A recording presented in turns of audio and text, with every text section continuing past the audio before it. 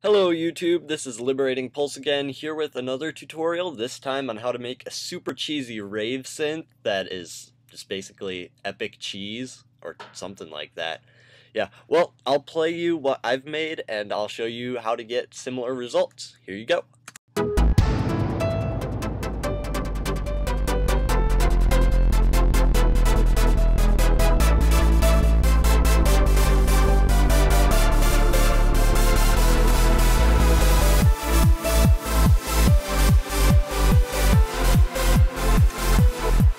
Alright, well the sound that we're aiming for is going to sound like this.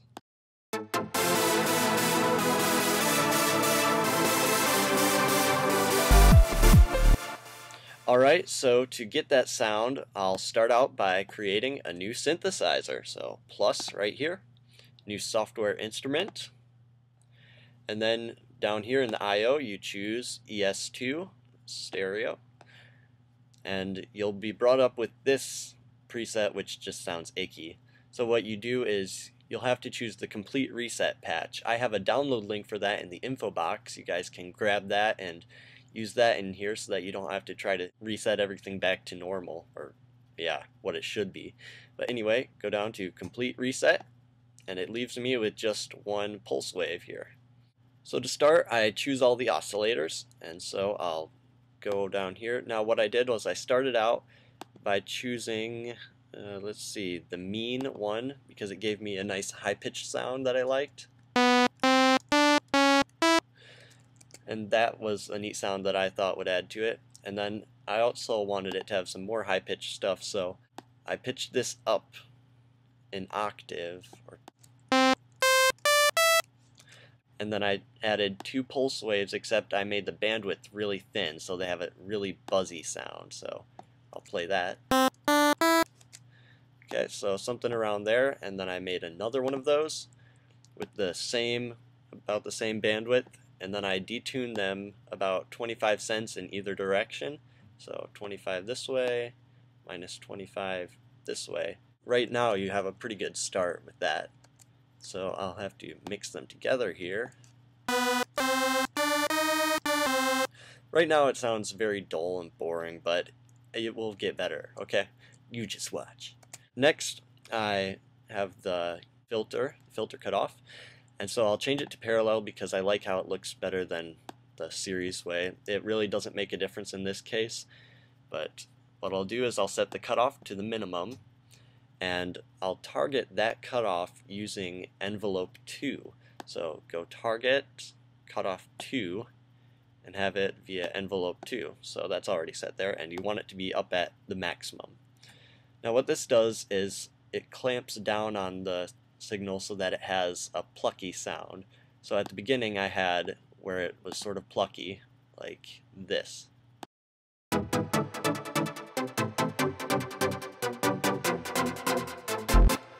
So to get that plucky sound you have to have the filter controlled by the envelope 2. Now right now if I tried to play my synthesizer it would not give me any sound at all, or just little clicks. Yeah. So what I have to do is I have to make it so that the filter opens up all the way for a little bit. So to do that I will first set this to 0, the release to, well, I can set it to that. And then I changed the decay to give it a longer pluck sound. So as I raise this, I'll start playing it.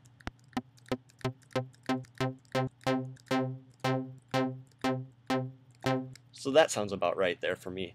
So if I play, well, I want to make it polyphonic because I'm going to be playing chords. So click poly right here. Want to do that, and set the voices to as many as you can because you'll be needing that in the future. So here now I'll play a chord. Now that sort of has a plucky sound, but also I have it so that the filter comes off of it so that it's open all the way and it has a much fuller sound, less pluck. So I'll play a little bit of that right there for you guys.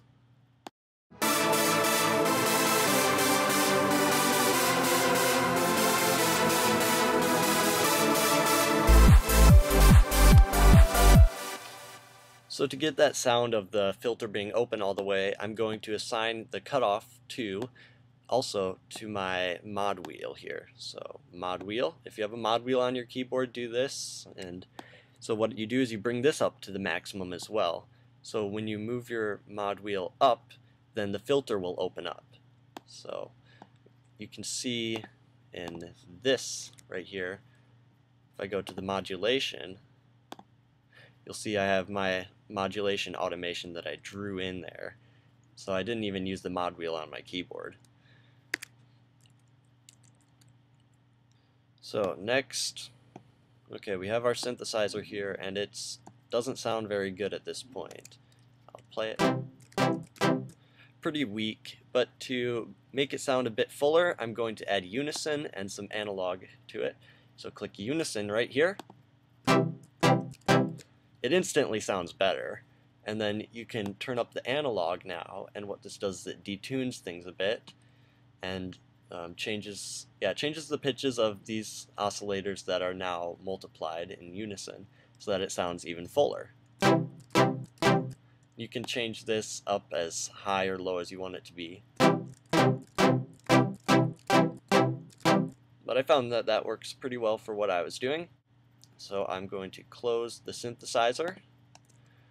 And now I'm going to go into my plugins. Now the first plugin I applied here was an EQ. I applied a single band EQ, a high pass filter, so that way I can get rid of some of the lower frequencies, which I don't need in this rave sound. So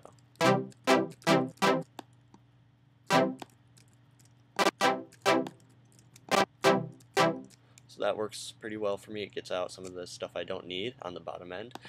And next I'll add a delay, a stereo delay here. And I found that with the pattern that I had playing, that the dual 1/8 note preset actually worked really well. I just had to tweak it a little bit. I turned off the crossfade, but now I'll play it.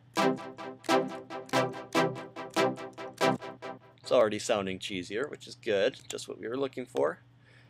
And so on top of all this, you're going to have to play the chords multiple times, because when you have the ES2 set to be polyphonic, you can't have as many voices in the unison. You can only have, I think it adds another voice to it on unison. When you have it in monophonic, you can have a gajillion voices on just one note. But polyphonic, you're stuck with just two or four, I don't know how many it is. So what I did to remedy this was I made my chords giant. So I'll show you that. Here we go. Each chord is actually the chord played on 3 different octaves. So I get this sound. So now let's see if I move what I have up here onto my new synthesizer. We'll just take a look and see how it sounds. Well, yeah, something like that.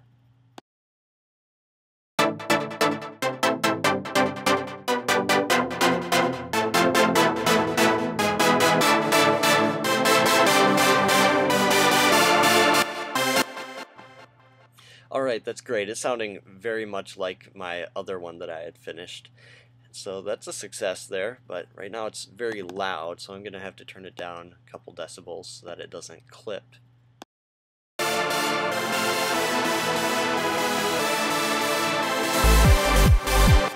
Yeah, it sounds nearly like the other synthesizer, so that's great. The next important thing I need to add is side chaining, because right here I have it pumping with the kick on this part, so I'll mute my new synthesizer and play it.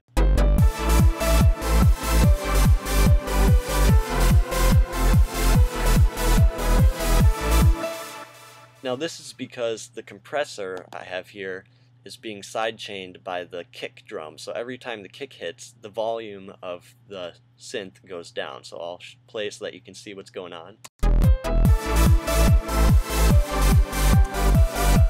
Right here we have the gain reduction showing that every time the kick hits, the gain reduction goes up. So the volume is being lowered and going back up again with that. But we don't have that with our new synthesizer, so to fix that, we'll go in here and go into the dynamic section, add a compressor. Now when you have a drum set, here I'll go to my mixer, and if you have a drum set set up, if I can find it, okay, I have my kick, it's on its own channel here, what I have it doing is I have it sending out to bus 2.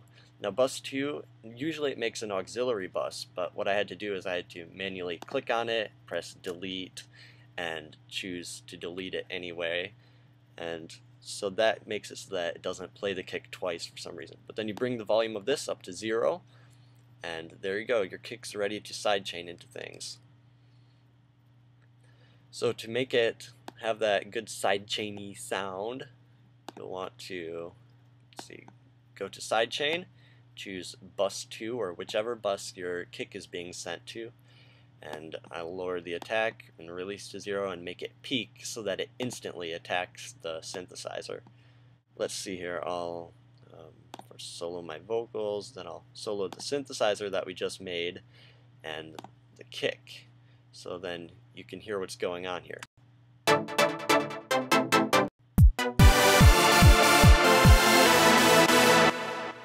Not much is happening right now, so what I'll do is I'll turn the ratio up to the maximum and bring the threshold down so that it grabs it more quickly, and then I'll just adjust it until it sounds like what I want it to.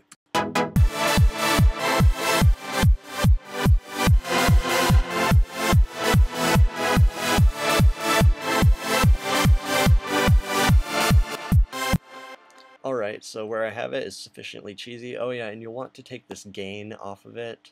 You don't want the automatic gain because it's already loud enough as is. I believe that's all you need to do for this. And so once you're done, you can add some reverb to it, so I can send it out to my reverb bus here. Oh, that's not my reverb bus. Here. I have it right here, but you can add your own reverb to it to give it just a little more space. So from this point, you can just take it, you can EQ it. What I did is I usually boost the highs on these a bit so that it has a bit of a sharper sound. I mean, if you like sharp cheddar. And so after that is done, then ta-da, you have your very own cheesy rave synth. Ta-da!